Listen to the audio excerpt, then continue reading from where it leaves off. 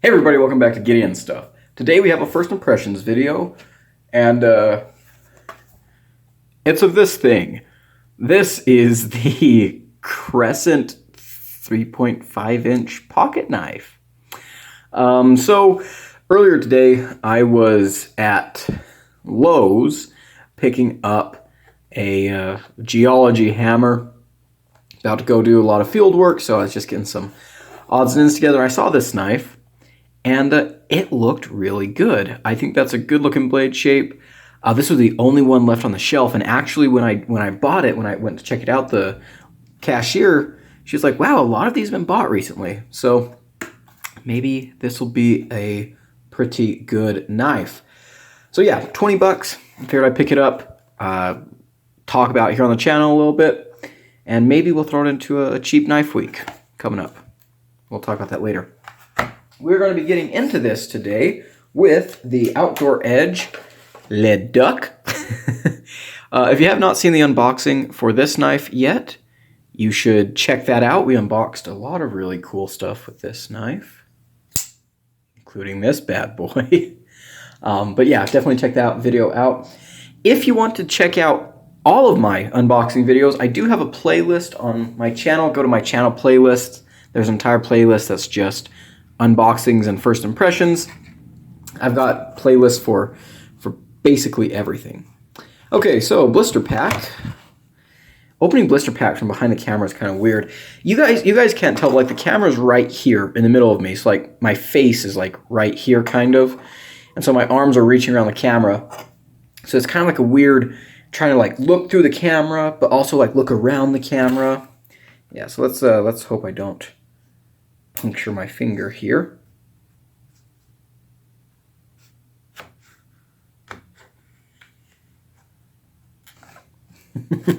Slow and steady wins the race, right?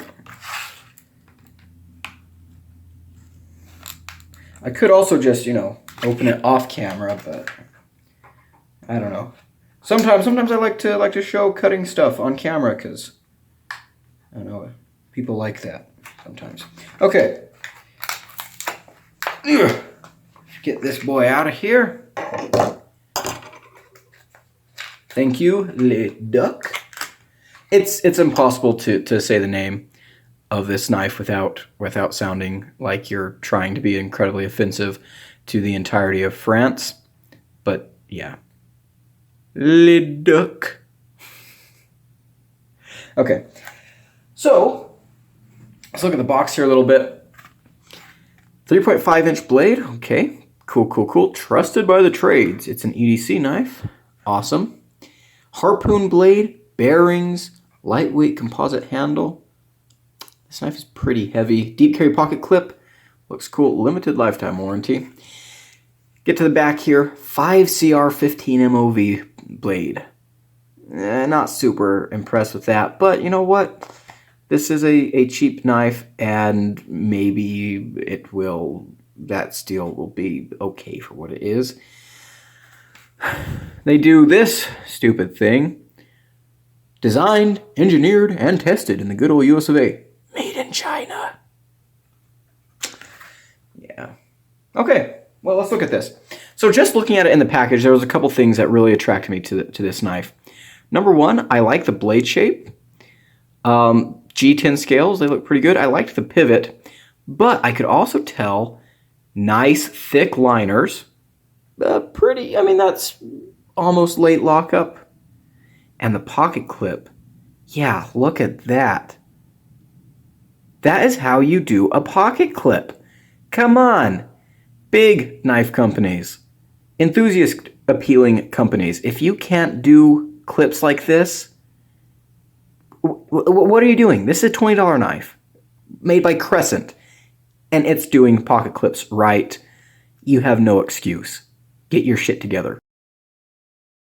In the hand, oh yeah, very comfortable. Oh look, they actually mark the steel on the blade. I did not expect that, but hey, that's cool. It's not a great steel, but I like that they're being honest about it. I like that they're telling us what the steel is. They're not leaving it ambiguous. They're not saying, oh, it's a high carbon stainless steel, high quality stainless. The sharpening is pretty atrocious right off the bat. Let's see what it looks like on the other side. Yeah. Okay. Should we test out the action? That's kind of weird. Look at those bright orange standoffs. They're painted. Interesting. Recessed screws all the way around. It does feel really good in the hand, honestly. Like this is a very comfortable knife. I don't even feel that clip very much. Super comfortable. Nice. Like, yeah, they called it a harpoon blade. Yeah, I'd agree with that. Harpoon, and we've got like this little clip down here, brings the tip down. This feels like a hollow grind, but not a very deep one. Okay. Okay. Ooh. Centering is off.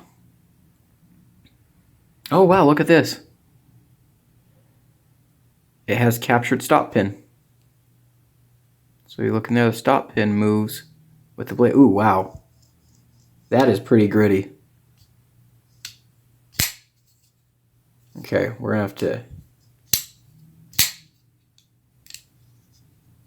Ooh.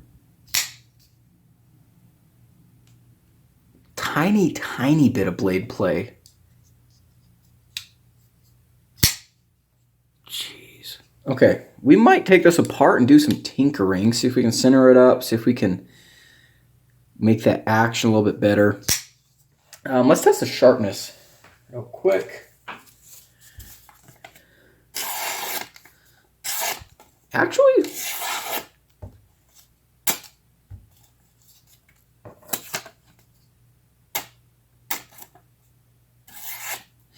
pretty good. Not bad.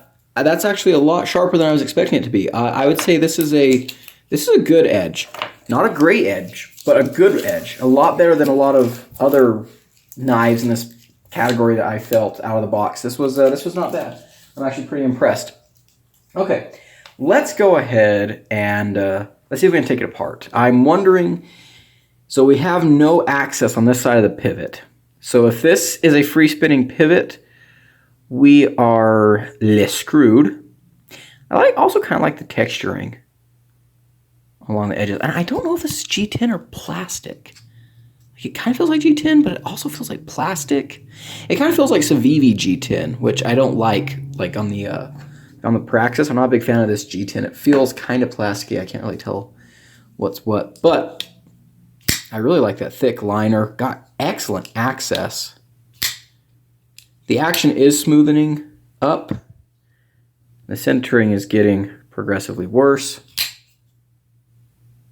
Lockup hasn't changed. Okay, let's go ahead and see if we can get this sucker apart. It has been a while since I've done a disassembly video. Okay, so let's test. I've got my T8 bit here. There's a little bit of wiggle in there. I wonder... Let's try a T9. Hey! T9 fit. That's a T9. That is a T9.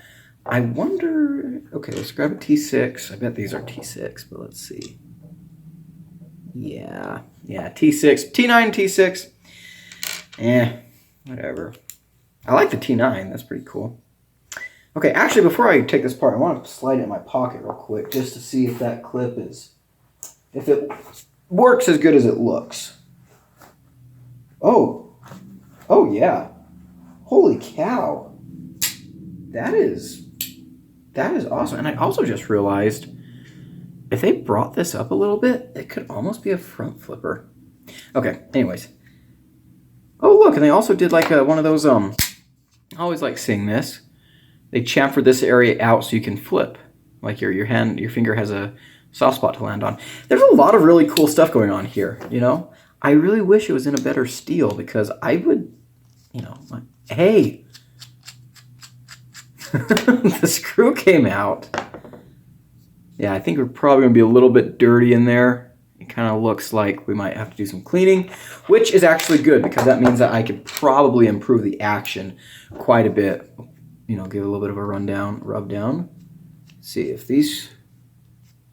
Hey! that screw came out. My gosh, are we actually going to be able to do something here? Usually these things are like impossible to take apart. But that one came out too.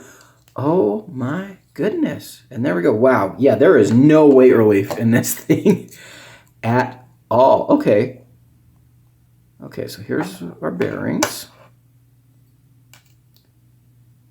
Interesting. There's our detent ball. Okay. Cool. All right then. Well, let's give this a little bit of a rub down. It's not as dirty as I was expecting. There is, you know, a little bit of gunk in here. But yeah, I think we'll be able to clean this out pretty easily. That stop pin looks a little bit goofy for some reason.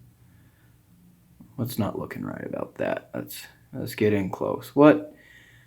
Okay. Maybe it's just me. Maybe it's not that goofy. I don't know. Something about it seems off. I don't know what's that. Oh, that's probably where did they do a Rockwell hardness test on this? Is that a dimple from a... Let me see if they say Rockwell hardness on here. On the package. It doesn't look like they say what the Rockwell hardness is.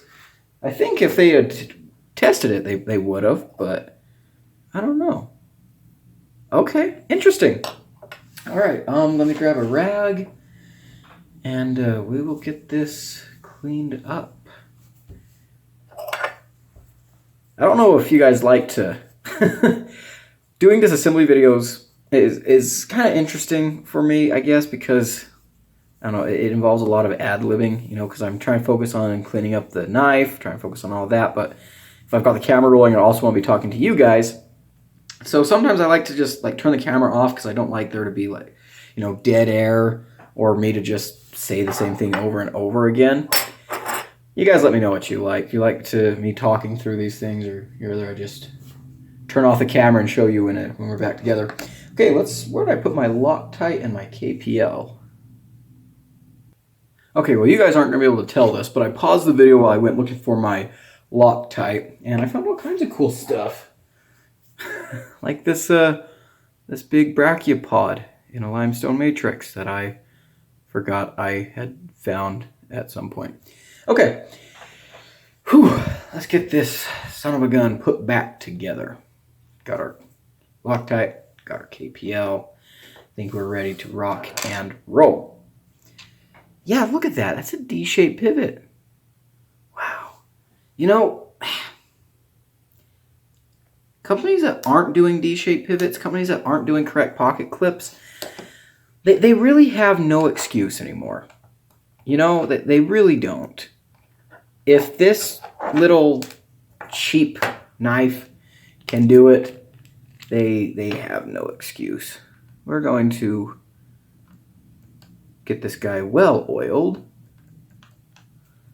you know, just to force that action to be good. Steel bearings, you know, so they're not ceramic, but at 20 bucks, what are you really, you know, what are you expecting, right? Well, I will say this knife has been surprising me. I wish there was a cutout on the blade for the bearings. I always appreciate that.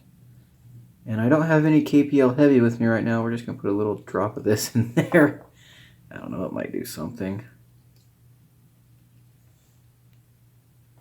What the heck? Something just blew around my window.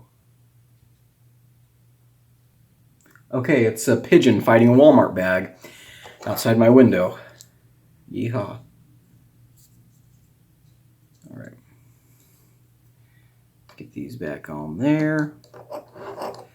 Line everything up.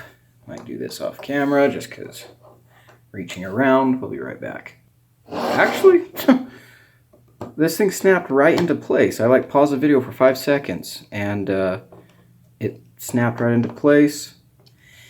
You know, that's a sign of a knife that's made, you know, decently well. When you take it apart and you're putting it back together and things just fall into the place they're supposed to be, right? And things just nicely snap and glide into the positions they're supposed to be in. right, give me some of that blue Loctite on this screw. Let's get that screw where it needs to go.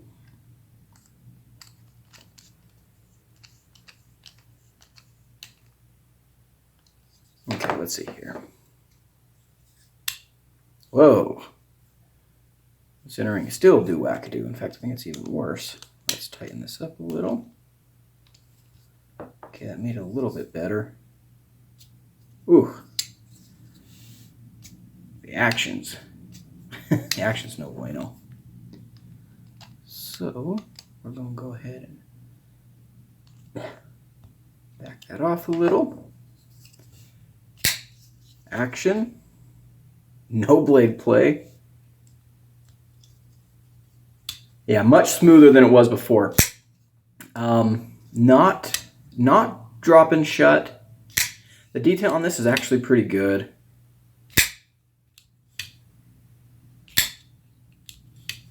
We may have to... The centering, the blade's not rubbing or anything, but it is very obviously off-centered. Let's see if we can maybe jiggle and wiggle and force that blade back to where it's supposed to be. Start off by loosening it up. Yeah, when you loosen it up, man, it goes all the way over. So let's push it to the other side. Slip a bit of that in there. Now let's tighten it back to where it needs to be. Okay. See if that helped.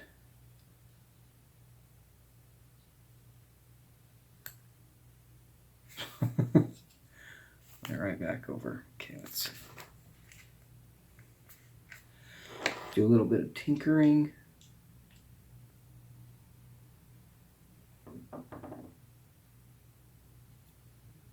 Let's see if we can tighten up some of those body screws.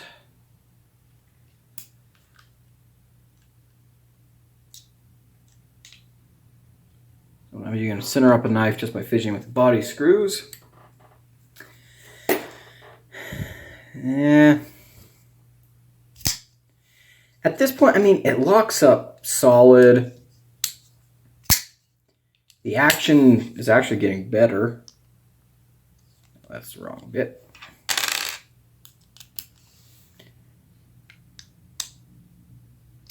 I mean, it's a cheap knife. Do I really care that much about the centering? Probably not. Honestly, this kind of reminds me of the Best Tech Knives Warwolf, and it would not be surprising if this knife was inspired by that one. I've reviewed that knife on my channel a long time ago. Very kind of similar hand feel. It is pretty hand filling. Yeah, I don't think it's a copy by any means. I mean, the blade is pretty different, but in a lot of ways it feels kind of similar. Honestly, I'll be completely honest with you guys. I'm decently impressed, especially for a knife that's this inexpensive. You can pick up at a hardware store. Yeah, I can see why these were so popular. Why the lady at Lowe's told me that they were selling out. Because yeah, this is a pretty nice knife. I'm sure that some of them, are centered out of the box. I'm sure not all of them have the goofy sharpening job right there, but by and large, this is a pretty solid knife. Very, very chunky. So if you don't like chunky knives, you won't like this. I happen to like chunky knives, but let's bring out a Benchmade Bug Out for comparison.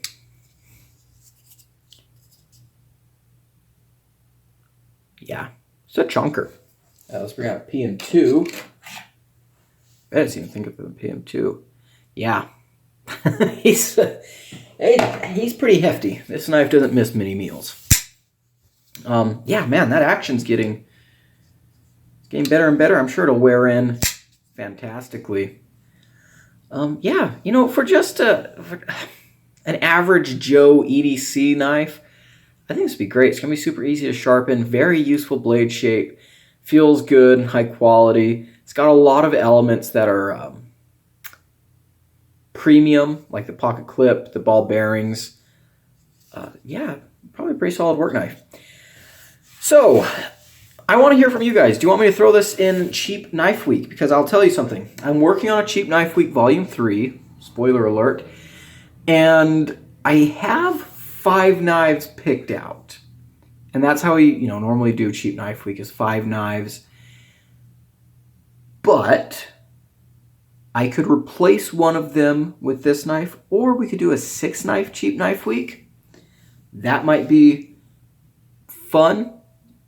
I will tell you right now, actually, the 2 knives that I have in mind that this might replace. One of them is this Ganzo knife. This is going to be included in Cheap Knife Week. I could kick it out, put this guy in, and just give this one his own review. Let's open this guy up. And the other one, I was actually going to do this knife, give this knife its own review, but I decided I'll throw it into Cheap Knife Week. It's the Ozark Trail shaft lock knife. So, we could give one of these their own review and replace it with this guy for Cheap Knife Week, or we could just have a 6 knife Cheap Knife Week. So what I usually do is 5 reviews, Monday, Tuesday, Wednesday, Thursday, Friday, and then on Saturday we do kind of a recap. What I could do is reviews Monday through Saturday and then do the recap on a Sunday. That way it'd actually be a full week of cheap knives. Cheap knives? Oh my gosh, I need to go back to kindergarten.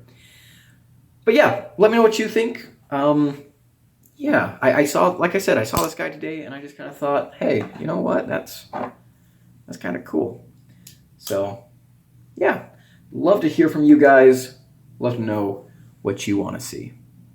Anyways, I've been Gideon. Like, comment, and subscribe. And I'll see you in the next one. Adios.